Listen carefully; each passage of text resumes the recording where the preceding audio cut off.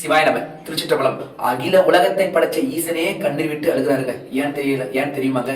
அகத்தியர் சொல்றாருங்க, இப்போ ஆதரவு இல்லாம, தங்க இருப்பிடம் இல்லாம, ஒருவேளை சாப்பாடு இல்லாம, ஒருவேளை சாப்பாட்டுக்காக மற்றவங்க கிட்ட கையேந்துறாங்க பாருங்க. அவங்கள நினைச்சு ஈசனே கண்ணீர் விட்டு அழுகிறாராங்க.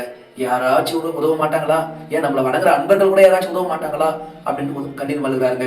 அப்போ இந்த இடத்துல உயர்வு தாழ்வு அப்படின்றது இறைவன் கிட்ட கிடையாதுங்க, அவங்க கிட்ட தான் இருக்குது. எப்படின்னா, அவங்க செய்யற அந்த புண்ணியம், நீங்க புண்ணியம் செய்தீங்கன்னா அடுத்த பிறப்புல நீங்க உயர்வா இருக்கலாம். அப்ப நீங்க புண்ணியம் செய்யாம இருந்தீங்கன்னா அப்ப அந்த நிலைமைக்கு காரணம் யாரு?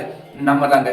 அப்போ உயர்ந்த இடத்துல இருக்கிறவங்க, உயர் செல்வம் கொண்டு இருக்கிறவங்க, நீங்க என்ன செய்யணும்? உங்களால் என்ற இல்லாதவங்களுக்கு நீங்க அந்த உதவிகள் செய்து புண்ணியத்தை நீங்க பெருக்கிக்கணுங்க. அதே மாதிரி நீங்க கேட்கலாம், ஏன்பா இறைவனை ஈசன் நினைச்சா அவங்களுக்கு செய்ய முடியலப்பா அப்படின்ட்டு. ஆனா அவங்க கிட்ட அந்த புண்ணியம் இல்லைங்க.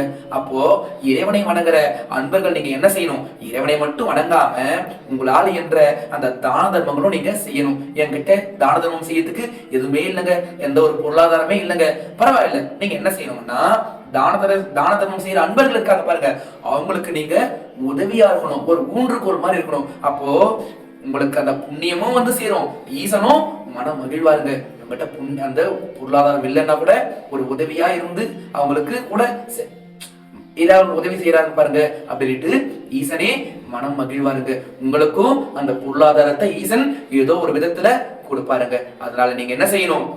இறைவனை மட்டும் வணங்காமல் தங்களால் என்ற இல்லாதோருக்கு தானதமும் செய்யும்படி அன்போடு கேட்டுக்கொள்கின்றோம். சிவாய நம. திருச்சிற்றம்பலம்.